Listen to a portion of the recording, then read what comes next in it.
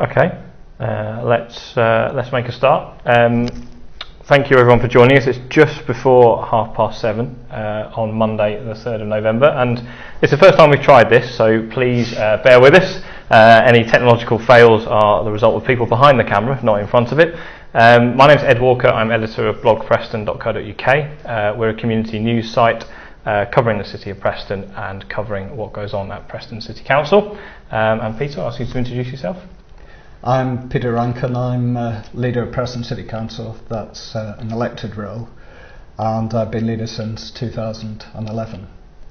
I've actually been on the council since 2008. Thank you very much. So just some housekeeping before we start. The idea of this is it's your chance to quiz Peter on all things Preston. We've been asking for your questions in advance, so we've been getting together a selection of those. Those have come through Blog Preston and through the Facebook groups. You know you're from Preston When, the Preston Bible and Preston Past and Present, so thank you everyone for bringing those in. You'll see a chat box underneath your video screen. You should see it down the bottom. You can type into here and that comes through directly to me on the iPad. So just to recap, there's a chat box at the bottom. Feel free to ask questions in there. I've got some questions I'm going to be putting to Peter. And we're going to start with the city centre plan and the redevelopment of the city centre. 65% of Blog Preston readers said this is the biggest issue facing Preston right now. To give you a flavour, Peter, of what people said, Cheryl Walton said, how can we reinvigorate the town centre instead of building more stuff at Deepdale? John Garlington said, what is going to be done about the derelict buildings in the city centre? For example, the old post office, the rundown Church Street, Friargate empty shops and the old Odeon. And David in Forward says, do you have a plan to regenerate Preston Centre and the surrounding area, bring it in line with the other cities in the northwest? So there's your starter for 10, Peter Rankin. Okay, that's quite a lot, and I have to say that figures pretty highly in my priority list. In fact, it's top of my priority list. I think Preston suffered undoubtedly from the Tybar interregnum, because whereas other cities had government money coming in that period of time, Preston didn't, and nothing happened for 10 years because people were waiting for Tybar. And I mean, I wasn't on the council then, and I don't want to be critical of the council because it's very easy with hindsight to say, something should have been done, they should have done this or should have done that. But at the time, it seemed absolutely the right thing to do to work towards this Tybar project, which was bringing £700 million of development into the city. But when that went belly up, I had just taken office in 2011 as leader. So very quickly, we knew we had to do something to get Preston going again. 2011, if you remember, we were still in a recession, and even these days, I can't say the economy is booming. But I am very excited about Preston's prospects because I feel we're just ready now to get moving very, very quickly. We've had a lot of public investment now coming into the city centre with the scheme at Fishergate, which I know some people don't like. I'll ask you about that after. I've had a lot of people saying it looks absolutely fantastic. Where we had to take things one step at a time. We have only very limited amounts of money. I mean, I'm very happy to talk about how we've been cut by government. We're actually quite a small council. We've got our big brother down the road, Lancashire County Council, who we are increasingly working with. But we've dealt with the bus station. I'm very pleased it's gone to the County Council, who are investing in it. That is crucial for the city centre, that there is going to be that amount of investment, 25 million. That is fantastic for the city. Is it going in the right place though? Because people people say, you know, bus station, you love it or you hate it. It is a divisive building. Absolutely, of course it is. But do you think it's having the right use put into it with a youth zone? There's been quite a few people saying, well, why put a youth zone in the centre of Preston next to a transport hub? Well, how do kids get around mostly? Some kids are lucky to have mum and dad taxi, but most young people get around on buses. What could be a better site for young people than the bus station? Because it means that young people coming from all over can use the planned facility in the bus station. The reason the county council, and you know, I'm not here to really answer for the county council, but the reason that the county council looked to putting the youth zone into the bus station, primarily, yes, it's much more accessible than any other part of the city for young people to use, but also it brings in that investment into the bus station, which wouldn't otherwise happen. So you're talking about a lot of money going into the bus station and its surroundings. We're going to have a really nice public square just in the front of the bus station there. There's money that's been won from government to provide paving all the way through Lancaster Road, right through to the bus station. So the Fishergate scheme is planned to join up with the bus station, isn't it? It'll be a shared space, as I understand it, from the bus station apron all the way down to the train station, curving round past the Guildhall. Curving round past the Guildhall, and you know, you've identified something else that is beginning to take off now that we've transferred ownership to Simon Rigby. That is a very exciting project. Entertainment is absolutely crucial for the city's success, and you know, I'm very pleased that we're able to have done that. I mean, it saves me a lot of money. It saves the taxpayers an awful lot of money as well. Simon's got deeper pockets than the council, and he's prepared to subsidise that building until he can turn it round. So, you know, there's another success. I know somebody. It's quite a change in fortune, though, for Simon Rigby. I mean, you've gone from a council saying no, no, no to him to suddenly saying yes, yes, yes. I mean, that in the space of 12 months, that's a very big shift from you. Oh, to be fair, Ed, we said no as far as the bus station was concerned because we felt it was more appropriate for the Transport Authority. Lancashire County Council is the Transport Authority. It owns most of the bus stations around the county. We thought it was more appropriate for the county to take it over. And we're very lucky that Simon was still interested in investing in the city centre, which he is. Could I just answer a tweet that somebody else has mentioned about the post office building? That is a fabulous building, and it's in my list of likes. You know, it comes after just after the Harris. I mean, I think the Harris is a fabulous, fantastic building. What can you do with something like the post office building? The post office building's great. It's going to be very expensive to convert. I mean, someday I'll take you around it because the inside is very quirky. It's going to be very expensive to convert. However, we do have a couple of developers interested in developing there. That's something else that's beginning to take off now. So, you know, what I've always said is if we get some public investment into the centre of Preston, investors, private sector investors, are going to see Preston about to take off. And I've had the manager of the Fishergate Centre say this to me. He's very much in favour of what what the county highways has been doing on Fishergate, and he's convinced that when the private sectors see that, it'll convince them that Preston is going places, it's going to attract more shoppers, and he'll be able to fill the empty shops he's got in his do you feel centre. that they're changing it more for the private sector investors than for the people of Preston? I mean, the feedback from people is just phenomenal about Fishergate, saying, don't understand it, don't get it, why have you done this? You know, what's happened?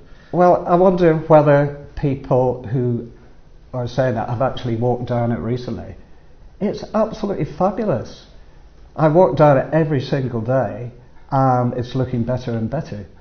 The traffic's moving smoothly. If you go down, as the Evening Post reported it on a Friday night, yes, of course there's heavy traffic. There was heavy traffic when there were traffic lights there. But my first priority is to attract people into the city centre who want to use the facilities there, whether it's the shops or whether it's the Harris Museum. And, we did have, in the spring of 2012, we had a survey called Your City, Your Say. And we had the cabinet members and senior members of staff go out onto the street with stalls. We had a stall in the Flag Market, we had one in the market, we had one in the bus station, we had one in St George's. And we asked people what they wanted. And people were supportive of the market, yes. They were supportive of the bus station, absolutely they were. I admit that. And the young people primarily said, look, there's nothing for us in the city centre. A couple of pubs, we don't drink, what is there? And that has taken us to the decision that we want to create a cinema in the city centre, which is going to be much more accessible to people. We've had a lot of questions about the Preston Market plan. Yes. So the market plan includes the demolition of the current indoor market, the attached market hall car park, and Lancastrier House. Yeah. You applied for Heritage Lottery funding for the Victorian canopies for the covered market, which is a fantastic asset to Preston. Absolutely brilliant, yes. But that was rejected. So that leaves you in a position of you're currently drawing up plans for it. We posted a story on Sunday night about your proposals for the market, and that architects are due to be appointed this week. The reaction has been overwhelmingly negative. People don't understand why you're putting or want to put a cinema into the centre of Preston when there are two fairly nearby. And there's been a lot of resentment from market traders as well to the idea of an outdoor covered market. So would you like to expand on exactly what this market plan is? Okay. I feel it's a little bit like Groundhog Day, because we had a meeting with all the traders, I think it was May 2012, might be slightly wrong with that date, where we explained the position of the council, that we were committed to the market, absolutely committed, and we were prepared to put £5 million that we had available into that quarter. Not the bus station, and that's the reason we said we didn't have money for the bus station, because we were planning to put it into the market. Again, that is the reason why we couldn't invest in the Guildhall, because we were keeping that money for the market quarter. We're very committed to the market. And I hope when the architects are appointed and Cabinet's meeting on Wednesday, the officers have recommended an architectural firm, and the report's on the website. He and his team, or she and her team, will be talking to me and the Cabinet about our views. Okay, we're back on. We've fallen victim to the Preston Council's IT policy once again. Unfortunately, the laptop keeps turning itself off. I'm not sure Peter will have the answers to that one. So we're just going to pick up where we were. We're talking about Preston Markets, about the proposal to demolish the current indoor market, the Market Hall car park and Lancastrier House, and create a new market and cinema on the outdoor market. And a new building there. So Peter, do you want to, you were explaining why you feel you need to do this. Okay, again, I suppose it's a legacy of Tybar, like the bus station was. And with hindsight, you would say, well, why didn't Preston invest in its market hall? Well, we didn't invest in a market hall because it was expected to be demolished under the Tybar scheme. So, we would have been rightly criticised. So I say we, the council would have been rightly criticised if we'd spent a lot of money on the market hall and then it was demolished. So I think, yes, more money should have been spent on it, but we are where we are, and the bill's going to be too much for us. Estimate of about £10 million to bring it up to date, and the car park that actually is holding it up. The rear of the car park is actually holding the market hall. So if the market hall car park wasn't there, the indoor market would collapse. Is that right? Well, it would need support, right. which the car park is providing at the moment. And the car park, there are bits. We spend 30,000 a year to stop bits falling off it. So the whole thing needs demolishing. And as I say, we looked at our Your City, Your Say. People were saying city centre cinema. It provides entertainment in the city centre. It will bring people in. And can I just give you an example of Derby, similar sized city to Preston. They brought a new 10, 12-seater theatre cinema into the city centre, and they've now got around about 800,000 visits into their city centre extra coming to the cinema, but using the associated restaurants, shops. And in terms of our development, people coming in will be able to, of course, visit the market during the day. If they go to the cinema, they'll be able to go to the restaurants as well. So it's something I'm very excited about. I hope we can bring about a cinema.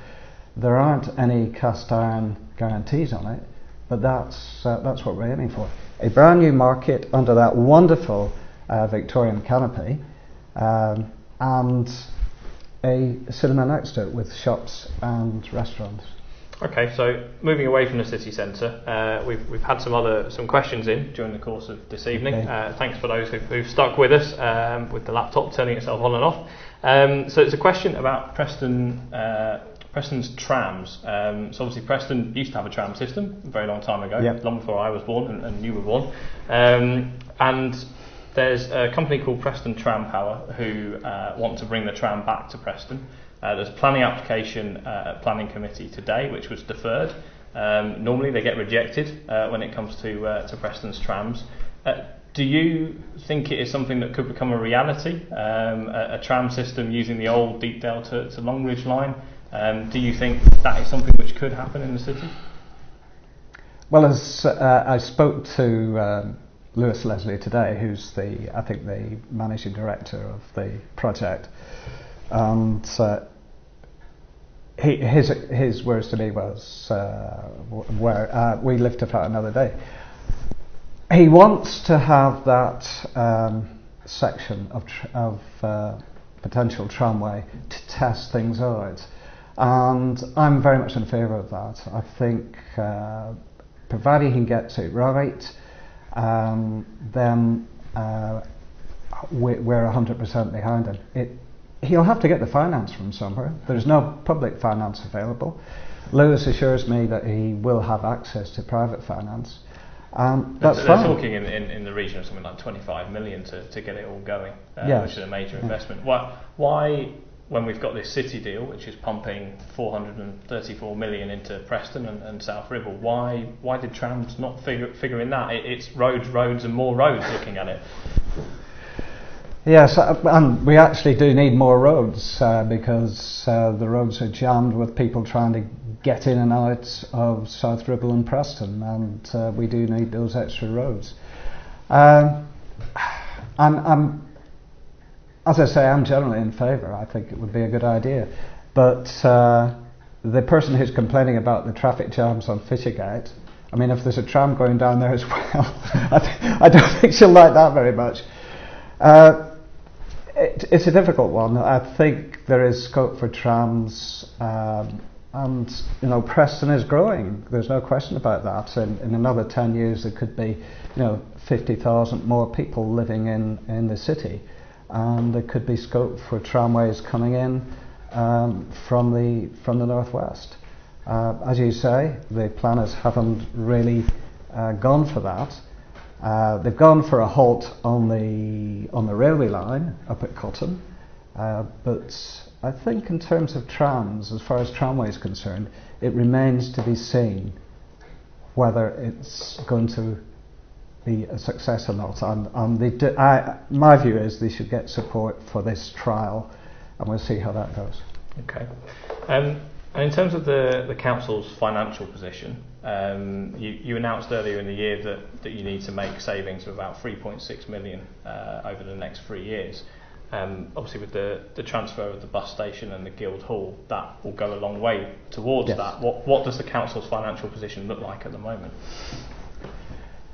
Yes, I mean, it's remarkable that in 2010, or shortly after I came onto the council, I was elected for the first time, this council was running on about 33 million pounds of revenue.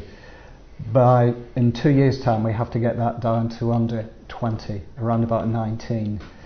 Our support from government has just been slashed. It's over 50% less this year than we were getting in 2010. We've done a remarkable job, I think, in getting to our savings target. We're now restructuring the senior management structure because we want to try and keep our services going as well as we can, and I believe we have got good services, efficient services, but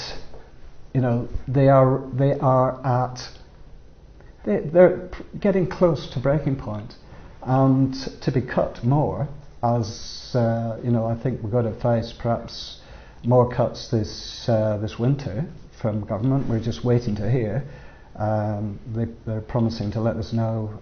All local governments, they're going to let us know by Christmas, nice Christmas present, whether we're going to get another 5% cut. Many of us think that's How many jobs is the council looking at losing over those 3 years? We've already lost quite a number of jobs. A lot depends on how many cuts are on the way. If government decides they've cut local government enough, because believe me, they've cut local government much more than they've cut their own central civil service departments in Whitehall. If government decides it's cut enough, then we will be able to get by with minimal redundancies over the next few years. I hope we won't have to make too many people redundant. This current round of redundancies, they're going to be, I can't remember the figure, but they're going to be certainly a number of voluntary redundancies. So far, we're avoiding compulsory redundancies. And surely the money raised from the sale of the Guildhall and the money saved through not having to underwrite that and not having to underwrite the bus station, how much does that add up to altogether? How does that go towards that 3.6 million? That helps us enormously. I mean, that is the reason that we've taken the action we have. And I think we've been successful in moving those assets over to the Transport Authority and to the private sector. So they're off our books, and of course there is going to be investment in both of those assets. It's moved them off our books. It does mean that we're going to hit our target of 3.6 million, and I'm confident about that. There are some more cuts on the way. As I say, we're restructuring at the moment and making a number of people redundant, which is an unpleasant thing, but as I say, so far it's voluntary. And does it eventually, the council's getting a lot smaller in that you used to own the bus station, you used to own the Guildhall, does that then make city centre regeneration harder because you are having to work with all these different organisations? You don't own what you used to own, so how can you redevelop and regenerate a city centre? You're absolutely right, Ed. It does make it difficult. We have to work with other people. We work very, very closely now with Lancashire County Council. We've got a collaboration agreement. We actually have a board of the leader and deputy leader of both the county and the city council that meet on a regular basis. We've been very closely involved in the Fishergate scheme and also the bus station, what's happening there. So they work with us, and that's the way for the future. Councils have to work together and work very, very closely with the private sector, people like Simon Rigby and other investors. Just to go back to the markets for a minute, we've had a question in from Catherine Petherwick. She said £5 million for the markets. How much of that is for the new indoor market out of that? How does it break down, that 5 million? It's about 5.5, and quite a lot of that is going for compensation to the market traders. So whether the market traders move into the new facility or not, they still will get their compensation. That's the way that markets work. We're still working out the cost of demolition of the old market and car park. The problem with that being, because it's next to the ringway. Okay, we've fallen victim to the IT gremlins once again. Yes, sorry. Can I just apologise to people? This is, I have to say, is one of Preston's cost efficiency savings, because the system shuts down every few minutes after about 6:30, and we were unaware of this, so apologies. Or I was unaware of it anyway. It's certainly one way of making sure people in the town hall don't work too late, isn't it? Moving on to the city deal and the wider plan for Preston. Yes. You've announced the North West Preston master plan, which has been with the planning inspector in the last couple of weeks. He's due to make his formal decision in January. This will see thousands of homes built in the northwest of Preston. What do you say to those people who are in Cottam and Forward, who are already swamped in that area by traffic and by it's expanded rapidly already? What do you say to those people who are facing yet more houses in their backyards? Okay. Again, it's one I could quite easily say it's nothing to do with me, but I won't. The County Council planners have been consulting, and the City Deal Executive Board has said very clearly to the planners, look, you must consult, you must keep people in touch with what is happening. And the whole point of the City Deal is to provide the infrastructure before the housing goes in, or before most of the housing goes in. That is absolutely crucial. Preston has got too much traffic, as we know, and the problem is, as you've pointed out on your blog, when the M6 or the motorway to Blackpool closes, everybody's diverted through Preston. It's an absolute nightmare, and I can do some things, but I can't sort that one out, unfortunately. But it's important that the planners do keep in touch with people, do consult at regular intervals, and we've told them they must do that. And although they're not the same party as me, the local councillors up there are very much on the ball. They're constantly saying to my deputy John Swindles, who is responsible for the planning portfolio, constantly saying to John, look, you must keep on top of this, and we are doing our best, and it's absolutely crucial we keep people with us.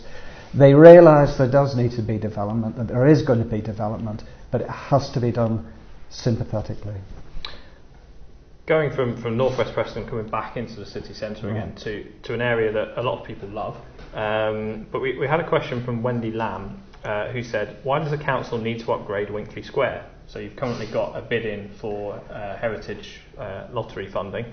She said all it needs to do is tidy it up, clear the paths of mud and plant some flowers. Also put in more seats, as lots of people love to sit in it. So what do you say to Wendy, who's saying, well, hang on, you need to save all this money, and yet you're planning to go and spend money on Winkley Square and spend time on regenerating it? That is going to be subject to heritage lottery bid of 1 million. I think the council back in I think it was it 2005 or 2008 or something, wanted to completely change Winkley Square and change its character. People quite rightly were outraged by that.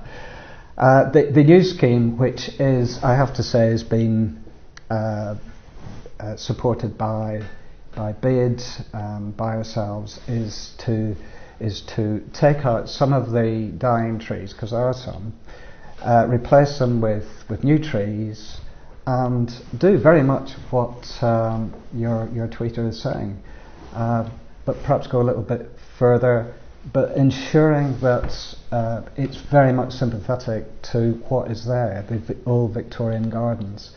That is crucial. But can I just say, there is also a £1 million bid that is just about within reach, where we're through the public interest company, working with the businesses in Winkley Square.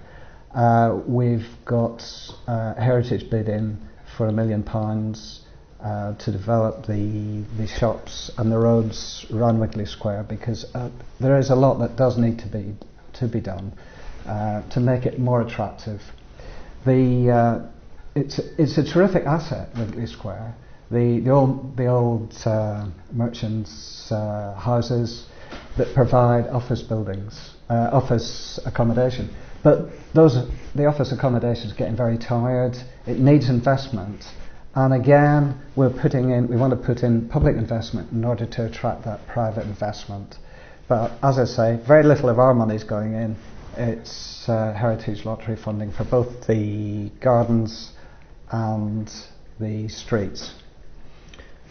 Going back to the savings that you have to make, so it's 3.6 million over 3 years. We had a question from James G in Fulwood, who said the council spends roughly £17,000 per agency staff member during a 6-month period. Why does the council have to take on agency staff, especially when you're looking at making redundancies? Yeah, a very good point, actually.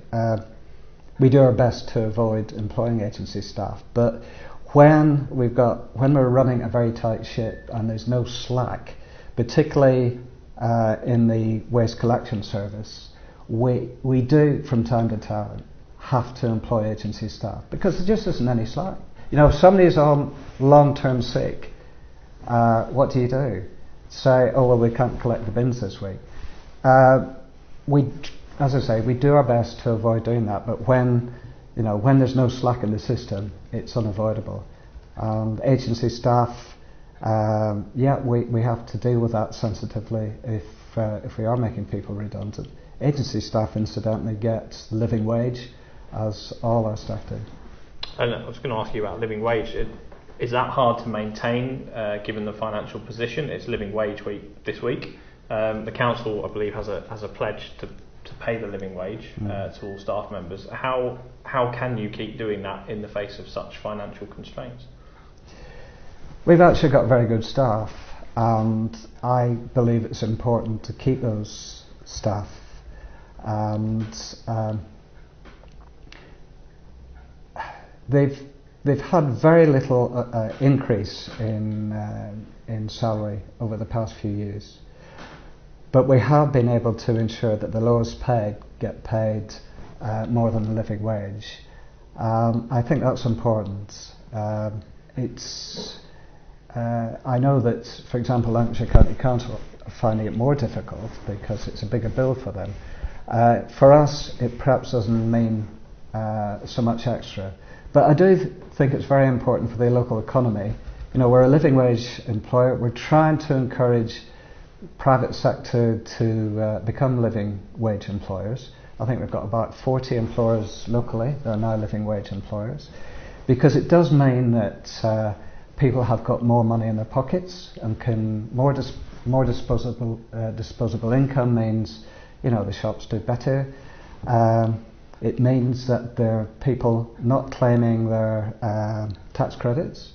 So, you know, it's good all round. It's good for the local economy, it's good for the individual, and it's good for the Treasury, because they've got less to pay out in tax credits. Mm-hmm. Okay. moving on to something that happened during the summer, a question from Ben Astley, who says, with hindsight, does Mr Rankin regret the way the Palestine flag debacle was handled by the council? That was a pretty tough time, and it was very controversial, and I had a large number of emails coming directly to me. Because I'm very accessible, I had people ringing me up on my mobile. My details are on the website, as they should be, I have to say. I'm not complaining about that.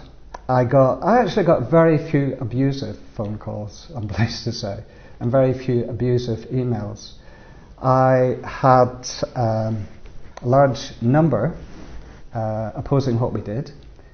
Over 400, I think, the council got in total. But, you know, I had very nearly 500 applauding what we did.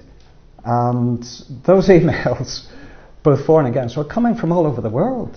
All over the world. It was extraordinary. Mm-hmm. I mean, I was interviewed on Tel Aviv radio. I didn't want to be, but I thought, well, you know, we've made this statement, then I need to respond. So do you still stand by that statement, or if you were sat there now, you know, go back with hindsight, would you have still made the same decision?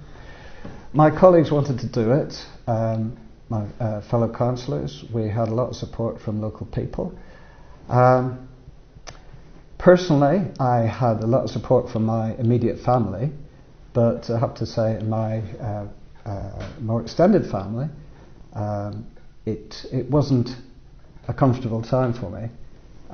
Because, as you may know, I've got my two daughters are Jewish and my wife's Jewish, so it wasn't a comfortable time. But I tell you, it made it worthwhile when I got emails from young people in Gaza who had seen what we did, and we only displayed that flag for a few minutes, but it made such a difference to them, and that made me think we did the right thing.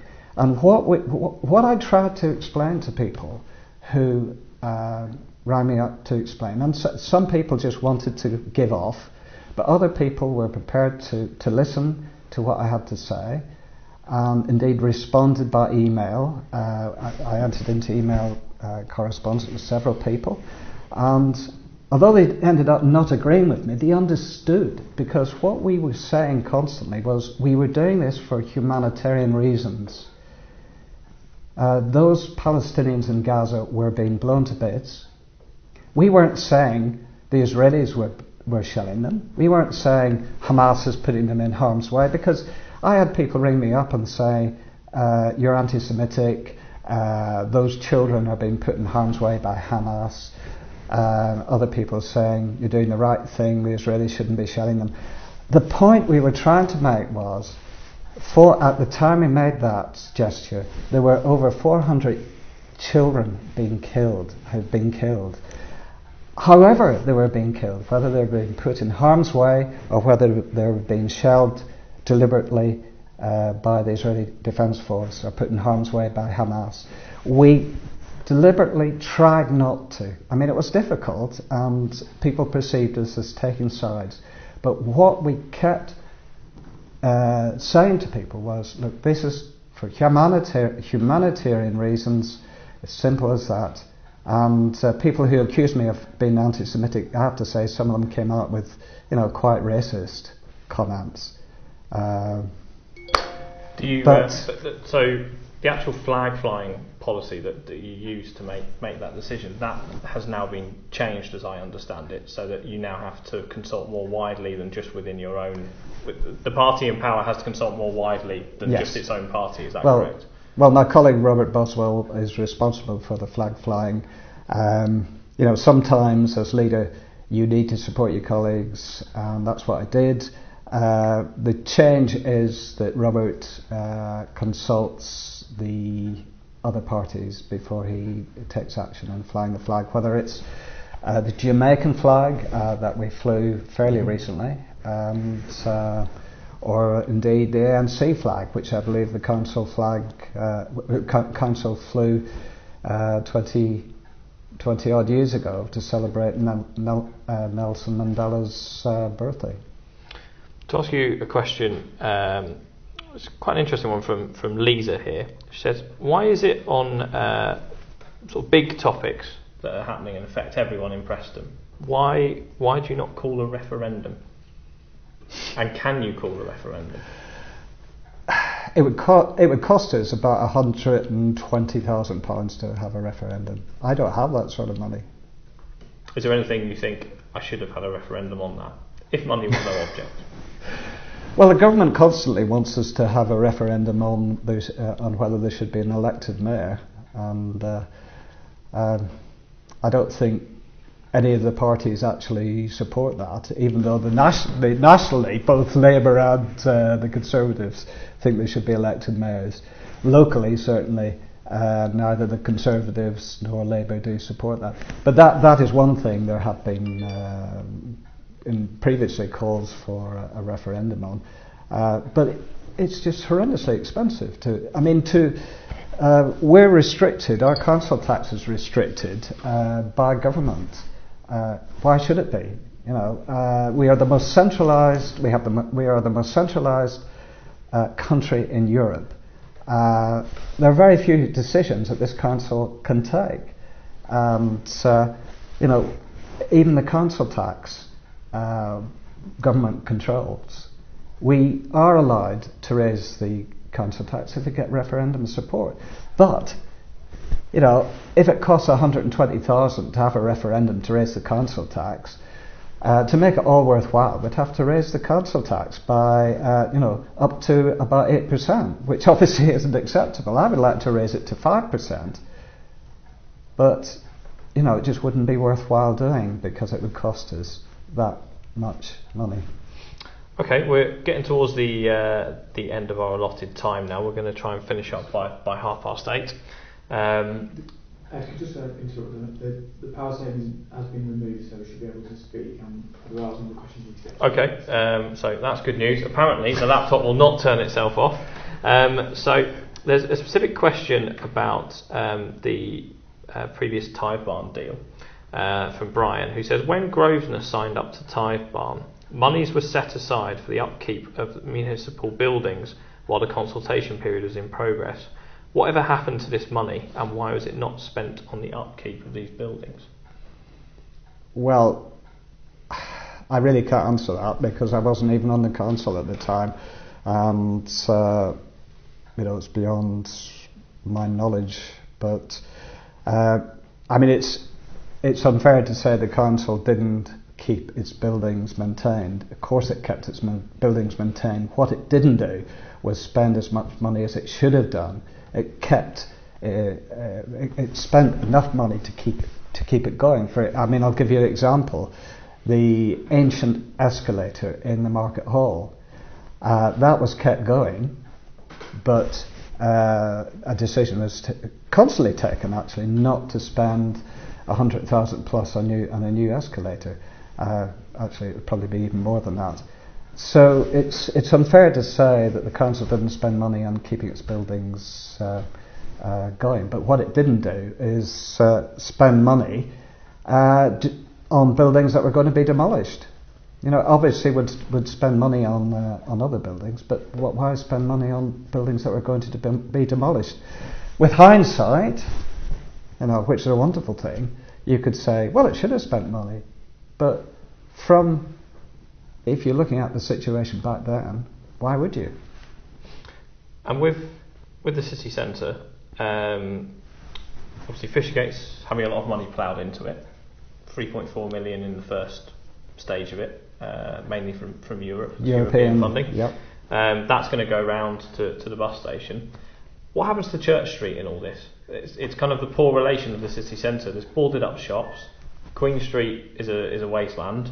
Yet there are some fine buildings around there, and it was historically a very important part of the city, but it seems to have just been left to rot. What are you going to do about that? Yes, the unfortunate thing, being a small council, we have to deal with one bit of the city at a time, really, one bit of the city centre, and you're absolutely right, Church Street does need attention. The the scheme that will take the improvements down the rest of Fishergate will go down part of the way to of Church Street. How far down it? Down beyond the church, beyond the Minster. But there are plans to improve that area. I've been discussing with the chief exec just this past week about the need to focus on Church Street next. So that's the next project. We've got a better chance of pulling in private investment once the private sector sees what we're doing elsewhere in the city centre. The Queen Street development, I think the developers were hoping that there would be a massive Tesco store. Well, that's not looking possible at the moment. That one was tied up in a legal wrangle, from what I understand. They didn't own all of the land, and they now own all of that land. That's right. That's been sorted out. They did have hopes for a major Tesco store with associated shops, and we were looking on that as actually helping to bring up the Church Street area, because what we said to the developer was, yes, when you develop Church Street, we want access from Church Street. So we felt that development would then help to bring up Church Street. Whether that, I'm not sure what stage that development is at now, with Tesco actually putting a stop to any of its stores development anywhere in the country.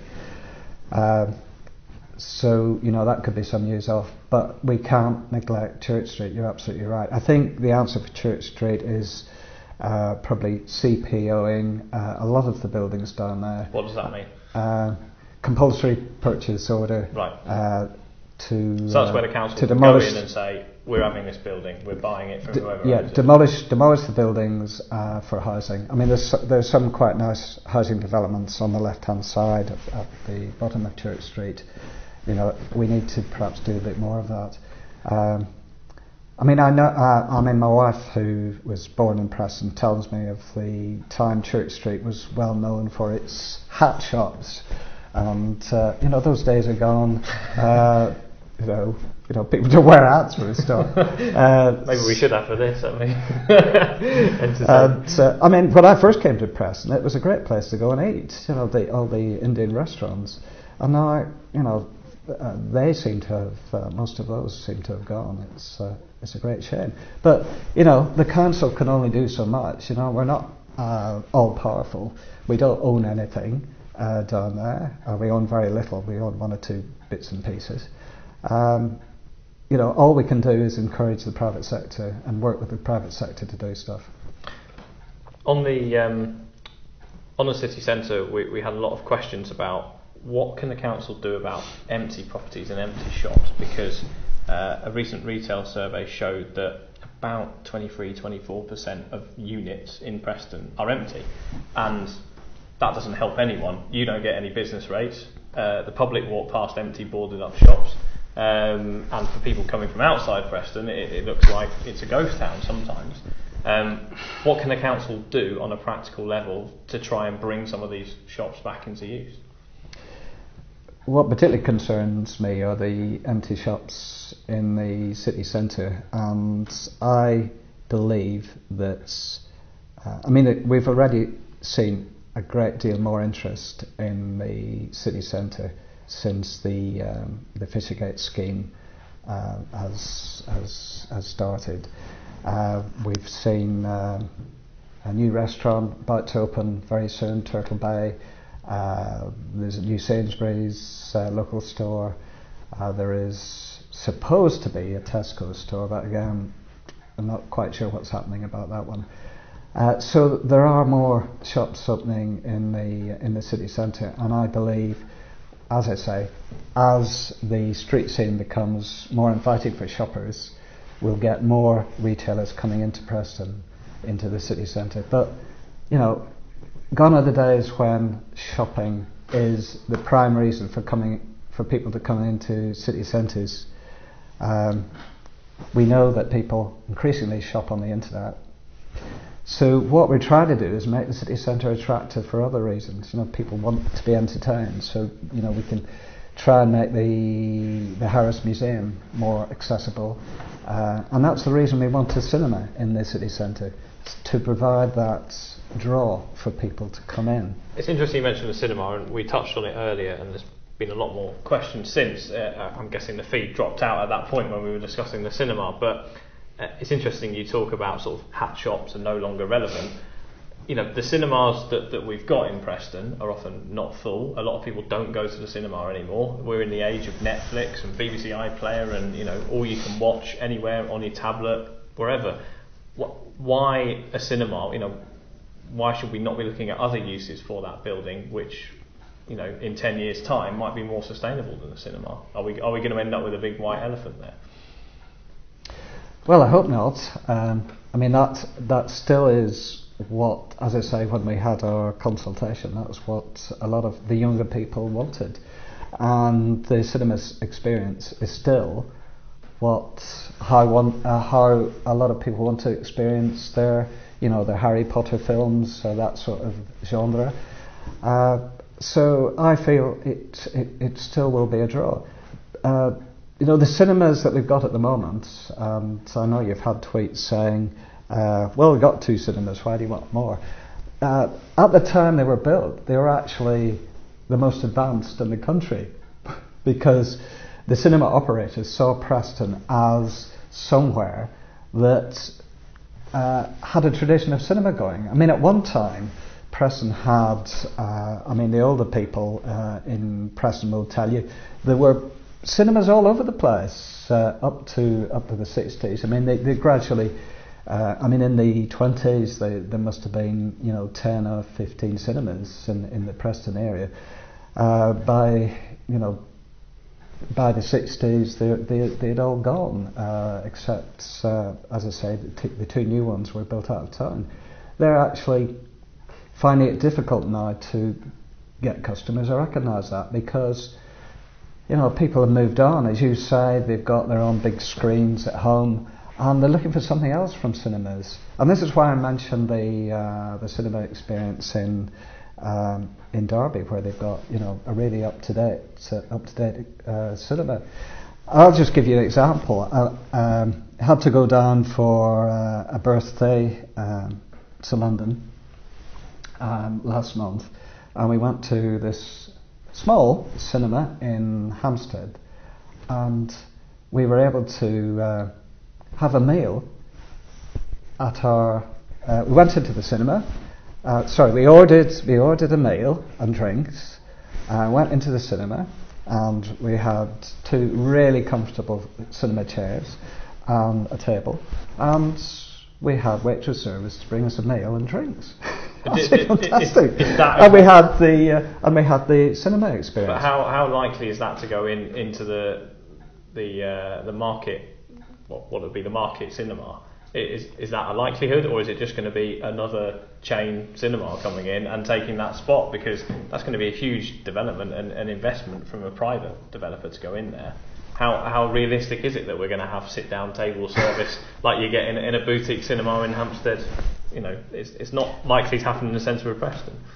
Well, why not? They've this is the way the Derby showcase cinema has gone. Very, very comfortable seats, big screens, fantastic sound, and also what's becoming increasingly popular are the feeds in from, if that's the right word, from the Royal Opera House, from the National Theatre.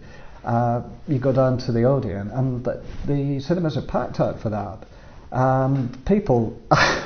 The last time I went down to see an opera, people were complaining and saying, "Oh, it's great, fantastic to see what's coming in from top drawer opera, but a bit uncomfortable, and there's nothing to do at the interval, just wander about.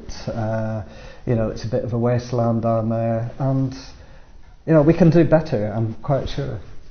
Okay, and a couple of final questions to finish off. Just how do you see Preston in 5 years' time? Someone walking into Preston in 5 years' time, what are they going to see? What is it going to be like? Ed, I'm very ambitious from Preston. I really am. And what gets me down a little bit, we have some people, and I say there's some people, who are the naysayers and the knockers, who will say, oh, nothing, look at Preston, nothing is ever done about Preston. And then when you start doing stuff, you get the same people saying, complaining about what you're doing. I'm very ambitious to see us do things. I'm very ambitious for Preston to move forward. I think we're doing that. I think we're on the edge of very exciting times for Preston. There's a lot of public investment going in, surprising amounts, considering we're on the edge of austerity. But our local Lancashire Economic Prosperity Board, if I got the term right, has managed to. They're actually very effective at what they do for Lancashire, but they're bringing in a lot of funds, and we've been lucky enough to get funding for some of the work that they're doing here, including. And we've done tremendously well to get the City Deal, one of the very few cities to get that City Deal. It's been actually praised by government because it's actually doing a lot better than City Deals that came in before us. So really, I think Preston has been a sleeping giant for far too long. We're not as big as Liverpool and Manchester. We'll never be able to do as well as Manchester and Liverpool. But, we're part of that triangle. We're one side of that triangle between Manchester, Liverpool and ourselves, and we have to start... we are starting now to show what we can do. And, through the times of the recession, we were still pulling in private sector jobs that other parts of the country weren't able to get. We've done remarkably well to keep the employment levels up. So Preston is going places. I'm absolutely convinced of that. Okay, so thank you very much to everyone who's joined us this evening. Thank you to everyone who's left their comments. I think we've got through pretty much all of your questions there, or covered them during the course of this. Sorry? Cotton Brickworks. So there's a planning application today for a new supermarket off Eastway, which was refused, and part of that was because of the concern about the impact it might have on Cotton Brickworks, which is a huge development to the west of the city. How does Cotton Brickworks fit with the North West Preston master plan, and also why is it taking so long? Okay. Cotton Brickworks is a very important part of the master plan, as you say. It's part of the City Deal that we develop those houses, or we get those houses built for us. As I understand it, the developer there has been hoping to get a Tesco store again into that site, and has been extremely hopeful of doing that. As we know at the moment, Tesco are retrenching. They're reviewing how they're going to do things in the future. So that is a concern of mine, certainly. We need that development to go ahead. If it's not Tesco, then it may be some other store that will go ahead. News to me, I've been in a meeting all day, so I wasn't aware that a planning application had been turned down for a store in Eastway. But I hope that development will go ahead soon. Okay, and so thank you everyone who's joined us. If you want to continue the debate, use the Ask Rankin hashtag. And I've got one last question for you. It's National Sandwich Day. What's your favourite sandwich? I think this says a lot about someone. What's my favourite sandwich? Well, I just had a bacon roll actually. Before I started, because I was starving, and I'm a great fan of bacon, and a bacon butty is great.